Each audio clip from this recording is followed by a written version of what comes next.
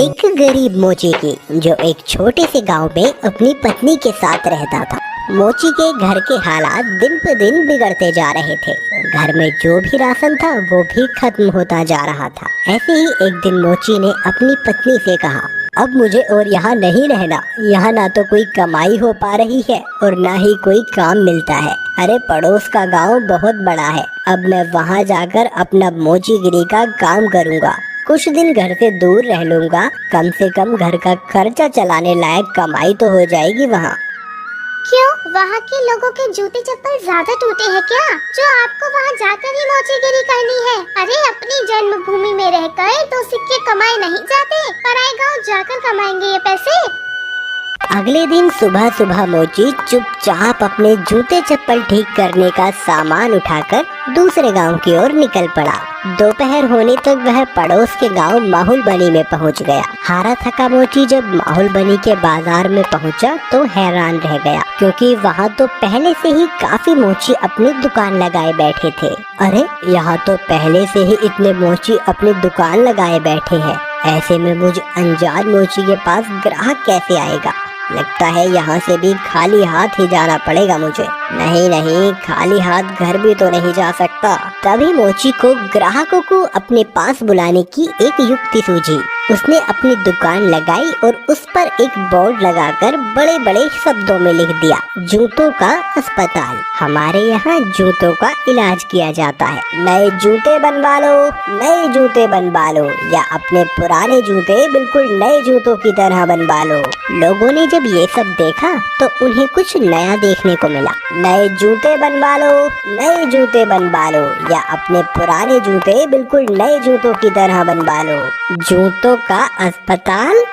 अरे भाई मोची, जरा मेरे इन जूतों का इलाज तो करो। हाँ जी सेठ जी, अभी किए देता हूँ। मोची अपने छोटे से अस्पताल पर बैठकर सेठ के जूतों का इलाज करने लगा। ये लीजिए, अब आपका जूता बिल्कुल स्वस्थ है। अरे भाई वाह, कितना हुआ इसके इलाज का खर्च? बस साहब, सिर्फ एक तांबे का सिक्का। लो ये लो। ऐसे ही दूसरा ग्राहक मोची के अस्पताल में अपने जूतों का इलाज कराने आया। मोची ने जूतों का इलाज किया, पैसे लिए और बाकी ग्राहकों का इंतजार करने लगा। आज तो मैंने बहुत पैसे कमा लिए हैं। अगर मैं ऐसे ही काम करता रहा तो बहुत पैसे जमा कर लूंगा और एक घोड़ा खरीदूंगा। उसने बहुत मेहनत से काम किया और कुछ ही दिनों में 4 सोने के सिक्के जमा कर लिए। उनमें से उसने 2 सोने के सिक्कों के बदले एक व्यापारी से एक घोड़ा खरीदा और घर लौटने का फैसला किया। अगले दिन उसने अपना सारा सामान बांधा और घर के लिए निकल पड़ा। अपने रास्ते में उसे एक घने जंगल से गुजरना पड़ा, जहां उसने डाकुओं का एक झुंड देखा। हे भगवान, ये तो डकैत लगते हैं। ये डकैत मेरा सारा पैसा ले जाएंगे और मैं एक बार फिर से गरीब बन जाऊंगा। अब मैं क्या करूं? मोची बहुत चतुर था। उसने हिम्मत नहीं हारी और उसने एक योजना बनाई। उसने एक सोने का सिक्का घोड़े के गले में बांध दिया और आगे चला। चोरों ने उसे पकड़ लिया। अरे ओ, फटाफट अपना सारा पैसा निकालो, चलो जल्दी करो।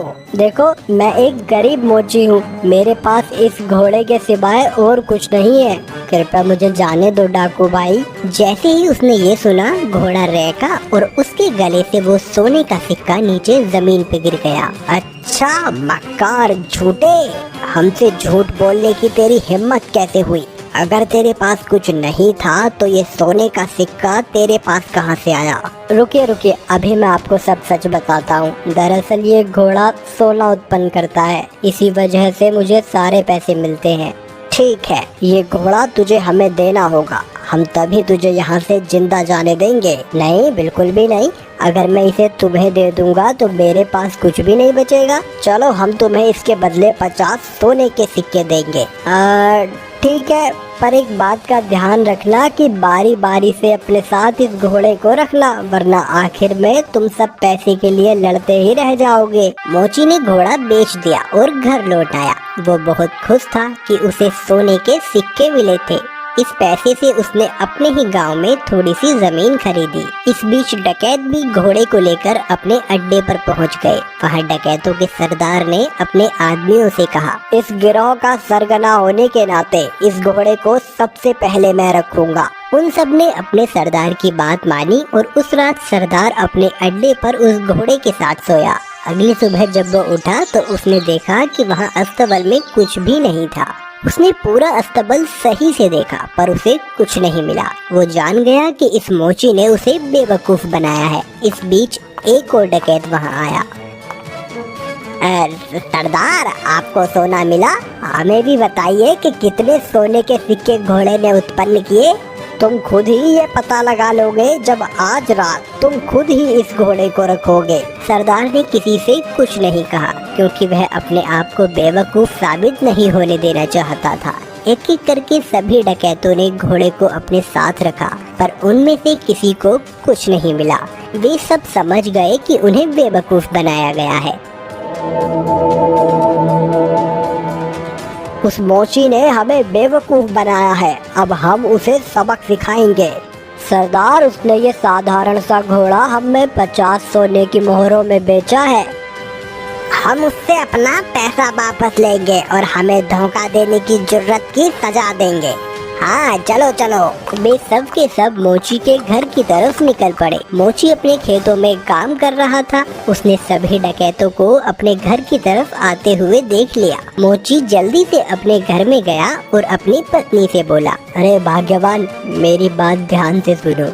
अभी एक डकैतों का झुंड यहाँ आएगा और जब वो मेरे बारे में पूछे तब तुम उनसे कहना कि मैं खेतों में काम कर रहा हूँ। फिर हमारे कुत्ते जबरा को भेजना मुझे बुलाने के लिए। ये कहकर वो अपने घर के पीछे छुप गया। कुछ देर के बाद चोर वहाँ आ पहुँचे। वो मोची कहाँ है? बुलाओ उसे, हम उससे बात करना चाहते हैं। वो तो खेत पर गए हुए हैं। आप रुकिए, मैं अभी अपने कुत्ते को भेजती हूँ उन्हें बुलाने के लिए। जबरा, तनिक अपने मालिक के पास तो जाना और जाकर उनसे कहना कि कुछ लोग उनको बुलाने आए हैं। ये सब क्या है? क्या जबरा सचमुच तुम्हारे पति को यहाँ ले आएगा? जरूर, वो हर बात समझता है। जब वो खेत पर होते हैं और मुझे उनसे बात करनी होती है तो मैं बस जबरा को उनके पास भेज देती हूँ और जबरा मेरी बातें उन तक पहुँचा देता है। डकैत मोची की पत्नी से बात कर रहे थे तभी मोची वहाँ आ पहुँचा। ओह डकैत भाई, आप आए हैं। जबरा ने मुझे बताया कि आप मुझसे कुछ बात करना चाहते हैं। हमें तुम्हारे इस घोड़े से कुछ नहीं मिला। तुमने हमें धोखा दिया, हमसे झूठ बोला।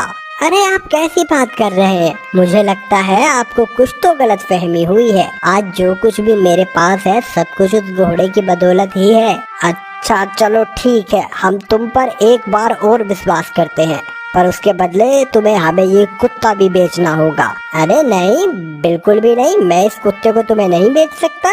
अरे चलो, हम इसके लिए तुम्हें 40 सोने के सिक्के देंगे। थोड़ा इनकार करने के बाद मोची सहमत हो गया कुत्ता बेचने के लिए। चोरों ने जबरा को लिया और चले गए। जब सभी डकैत अपने अड्डे पर पहुंचे तो सरदार ने ऐलान किया कि वो पहला होगा जो कुत्ते को अपने पास रखेगा। बाकी डकैतों ने उसकी आज्ञा मानी और चले गए। सरदार ने अपने बेटे श्याम को बुलाया। सुनो श्याम, मैं अब काम पर जा रहा हूँ। अगर मेरी जरूरत पड़े तो इस कुत्ते को मुझे बुलाने के लिए भेज देना। जैसा आप कहो पिताजी। कुछ देर बाद एक डकैत को अपने सरदार से एक काम आन पड़ा। उसने श्याम के पास आकर सरदार को बुलाने के लिए कहा, आप रुकिए, मैं तुरंत उन्हें बुलावा भेजता हूँ। जबरा, जा और जाकर पिताजी से कहना कि कोई वहाँ आया है उनसे मिलने। जबरा सरदार के अड्डे से भागा और बजाय सरदार के पास जाने के वो सीधा मोची के पास गया। जब सरदार घर वापस आया तब उसने देखा कि जबरा वहाँ नहीं था। वो जान गया कि जबरा जरूर अपने मालिक के पास गया होगा, तो वह अकेला फिर से मोची के घर गया। सुनो, क्या जबरा तुम्हारे पास आया हुआ है? हाँ, वो यहाँ आया है। मेरे ख्याल से उसे जरूर मेरी याद आ रही होगी। मेरी मानिए तो उसे थोड़ा सा समय दीजिए, अंत में वो आपको अपना मालिक स्वीकार करने ही लगेगा। सरदार जबरा को वापस ले गया और उसने अगले दिन उसे अपने साथी को दे दिया। जबरा सारे डकैतों के साथ एक एक करके रहा, पर वह हर दिन मोची के पास वापस लौट आता। सबने ये जान लिया कि एक बार फिर से मोची ने उनका बेवकूफ बनाया है। उन सब ने विचार विमर्श किया। इस बार हम बेवकूफ नहीं बनेंगे, मैं उस मोची को अब सबक सिखाऊंगा। इस बार सारे डकैत मोची के घर पहुँचे। उन्होंने मोची की एक न सुनी और मोची को एक बोरे में डाला और उसे लेकर वहाँ से चल दिए उसे सबक सिखाने के लिए। मोची चुपचाप बोरे में पड़ा रहा। रास्ते में वे सब एक मंदिर के पास से गुजरे, तभी एक डकैत ने कहा, सरदार, गर्मी बहुत ज्यादा है, क्यों ना कुछ देर यहीं आराम किया जाए। सरदार भी उसकी बात मान लेता है और मोची को वहीं छोड़कर मंदिर में आराम करने के लिए चले जाता है। सुअरों का एक झुंड वहां से गुजर रहा था और जब मोची ने सुअरों के झुंड की आवाज सुनी तो मोची को एक उपाय सूझा और उसने तेज आवाज में चिल्लाना शुरू किया, मैं ऐसा नहीं करूँगा, मैं ऐसा नहीं करूँगा, मुझे छोड़ दो, मुझे जाने दो। सुअरों के मालिक ने उसकी आवाज सुनी और वो उसकी ओर आया। अरे रुको रुको, क्या हुआ? तुम क्या नहीं करोगे? किसने तुम्हें इस बोरे में डाला? वो मेरी शादी जबरदस्ती जमींदार की बेटी से करवाना चाहते हैं, पर मैं शादी नहीं करवाना चाहता।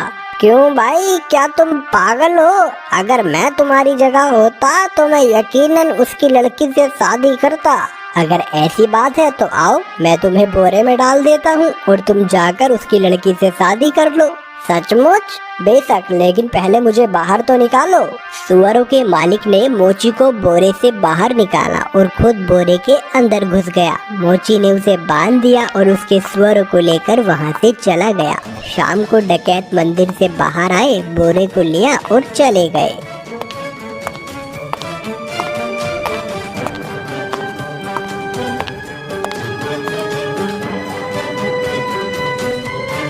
क्यों ना इस मोची को हम यहाँ इस कीचड़ में फेंक दें, ये इसे अच्छा सबक मिल जाएगा। डकैतों ने उसी कीचड़ में फेंक दिया और वहाँ से चले गए। वापस आते हुए उन्होंने मोची को सड़क पर देखा और वो हैरान रह गए। अरे तुम यहाँ कैसे पहुँचे? डकैत भाई, उस कीचड़ के नीचे एक जादू स्थान था और वहाँ बहुत सारा सोना था और बहुत सारे सुअर उस सोने की रखवाली किया करते थे। मैं इन सुअरों की मदद से वहाँ से वापस आया और कुछ सोना भी अपने लिए लेकर आया हूँ। अब फिर से वहीं जा रहा हूँ। अरे सुनो, हमें तुम उस जादुई स्थान पर ले चलो और खबरदार, तुम वहाँ रखे सोने को अब हाथ भी नहीं लगाओगे। अरे जैसा मैं कहता हूँ वैसा करो। ठीक है, अगर तुम जोर देते हो तो। डकैतों का झुंड उस कीचड़ के पास आ पहुंचा और एक एक करके कीचड़ में कूद गया, लेकिन किसी के हाथ कुछ न लग सका और इस तरह फिर एक बार मोची ने अपनी चतुराई से अपनी जान बचा ली।